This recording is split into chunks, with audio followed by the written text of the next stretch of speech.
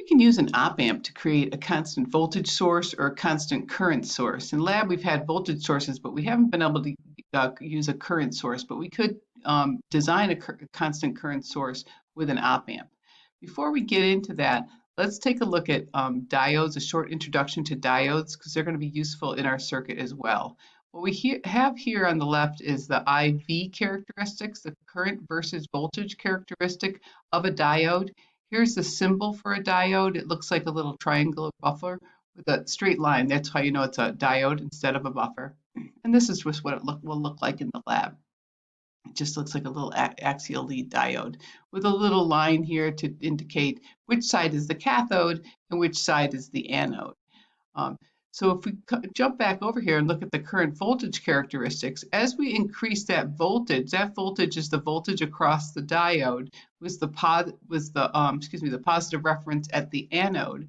As we increase that voltage a little bit above zero, eventually what we basically do is we just turn this diode on. It's like a switch with a little knee to the curve, so it goes from off to on, where the current doesn't flow at all and the current does flow. When it's in reverse bias, we say this is back in here where it's in reverse bias, we get a slight leakage current flowing, we can see, but it's essentially our zero current until it gets to a breakdown, and then you get current flowing in the opposite direction. So you can think of it a little bit like what we've learned about with capacitors. So that it's basically a p-n junction. Instead of it being a capacitor, it's a positively doped silicon and a negatively doped silicon. Negatively doped silicon has an excess of electrons. So those excess, and the positively doped silicon has what we call an excess of holes. Those where we have a lack of electrons. So these, what happens here when the p-n junction is put together, you have these electrons from the negative side, these excess electrons, they move over to this side, and then left with holes over here, so you have this positive side, and you end up with an electric field that's pointing in this direction. So it's pointing in the opposite direction of it's going to resist electrons being able to flow until you forward bias it. If you forward bias it, then you can reverse this. For example, in this region, it's easier to see. You have this.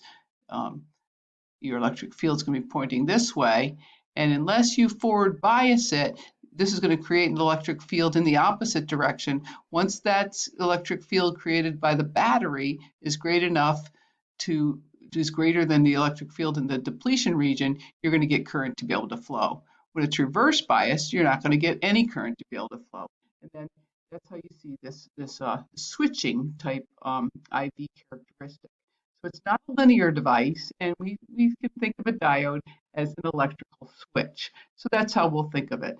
Diodes are a very interesting semiconductor product that I'll post some YouTube videos for you to see how they work. But from our perspective, we just want to be able to understand that be able to use them as a switch. So most diodes are on the order of 0.6 volts is how much you need to forward bias your diode before it will be able to turn on, we could say, and allow a current to flow through. So it doesn't matter what the voltage is exactly on either side of the diode, it just matters that the difference between the two. It matters that the potential of the anode is greater than that of the cathode. So as long as that's greater by 0.6, so it's greater than this bias voltage. In this case, the bias voltage is 0.6. We're going to have current flowing. So in all the scenarios at the top, we'll have current flowing. The scenarios at the bottom, where we have the anode less than our voltage at the anode minus the voltage at the cathode is less than zero, there'll be no current flowing, and that's what we call reverse biased. So that's how our diode works, like an electrical switch. A Zenor diode is a diode, but if you notice the bar on the top, it has these little legs going off in each direction. What it's famous for is the fact that it has this reliable reference voltage, but that reliable reference voltage occurs when it's reverse biased. So it's working. No current's going to be flowing unless there's a breakdown. So we operate that in the opposite direction of a forward bias. So if we go back to our curves here. So if this here we showed our forward bias, that V subscript F that we'd have, we said, well, that will be at about 0.6 volts where it's going to turn on, but it's turning on between 0 volts, and even here at zero point 0.6, we see that it increases as excuse me, as the that voltage that's going to exist there, it's going to increase a little bit, right? Um, and similarly here, this breakdown area, it will continue to move, not move, but it varies from this PIV here. So whereas a Zener diode, we'll look at that, it gets a reliable reference voltage or stable reference voltage. So what we'll look at here, this is a PSpice simulation of a variable DC voltage source that's in series with a 100 ohm resistor and this Zener diode, specifically this N750 Zener diode. So when the cathode minus the anode, right? So in reverse bias, if that's going to be equal to this reference voltage greater than 0. That means it's reverse biased and there's no current flow unless there's going to be a breakdown. So let's look at what happens here. So if we look at this diagram, that's considered an avalanche current, that reverse voltage. Here, this region here is your leakage current. If you look at your forward current, that's not as straight of a graph there, right? With your voltage current, you don't have this straight line. So we're operating this Zener diode in reverse bias, and where this direction, this voltage is less than 0. Forward bias in this direction, this voltage is greater than 0, be flowing this way. So most diodes we operate in forward bias. The Zener, we're going to operate in reverse bias mode. So if we look at this PSpice simulation, this is going to look like an open circuit until that VC minus VA is greater than the breakdown voltage. So if we look here, this is the reference voltage, that's the voltage across the diode. So it's basically the nodal voltage right above the diode here. When we're looking at that versus this V1 voltage. So as V1 increases up until about 4.7 volts, we have, and we look at our current over here, we have 0 current flowing. But right after we get to about 4.7 volts, you see this line, it's pretty straight right there. Our current is just increasing as we increase that reference voltage across that. So that's what we call the breakdown voltage, and it's at about 4.7 volts. So as long as we have this node above this Zener diode here at above 4.7 volts, we're going to get a current flow, and we'll get this switch to be on. And that's going to maintain that 4.7 volts as long as that current doesn't exceed some maximum current. So we see that increasing linearly. Well, eventually that's going to exceed some maximum current, and then the reliability of the Zener diode will no longer be intact. So we want to be able to design a circuit for just that.